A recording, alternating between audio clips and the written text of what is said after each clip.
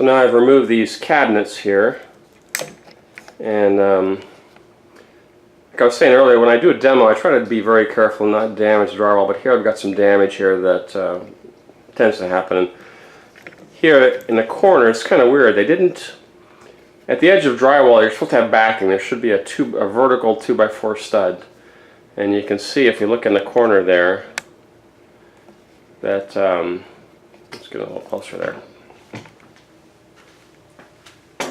that there's no backing there, which I find kind of odd. And also what's weird is there's no insulation. So let's zoom in here a little bit.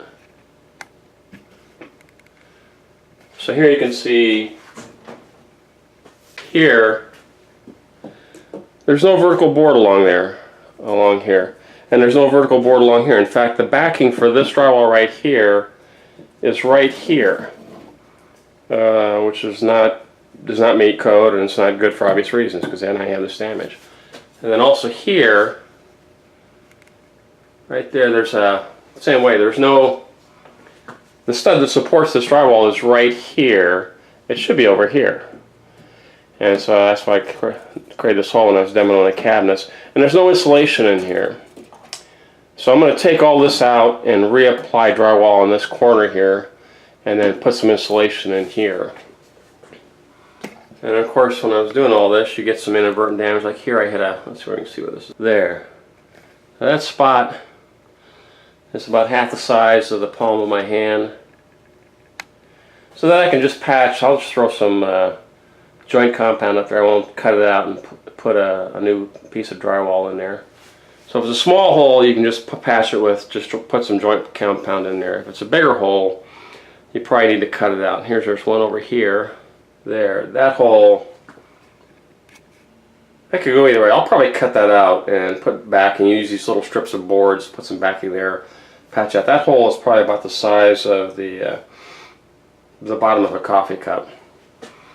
And then the other thing is I've got on this here, let's go over here and we can see this and look over here. Here you can see the cabinets were recessed in there a little bit. So if we go in here and look, this, you can see that on the left it extends out about a ½ inch beyond what's on the right.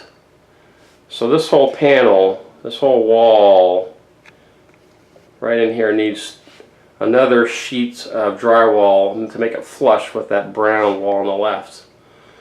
And the reason I need to do that is because when I put new cabinets, eventually I put cabinets in here for a pantry, this floor down here, like I was saying, that floor slopes right where that line is. So where that little tool chest is, this little area, that floor is level, but as you go beyond that line and toward that door there, the floor slopes.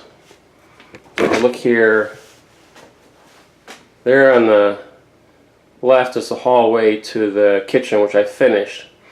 So if you go from that hallway to that door there, there's a slope and a drop of about 2 inches. And when I do all this back room back there, I'm going to try as best I can level that floor out. I don't know why they did it this way to begin with.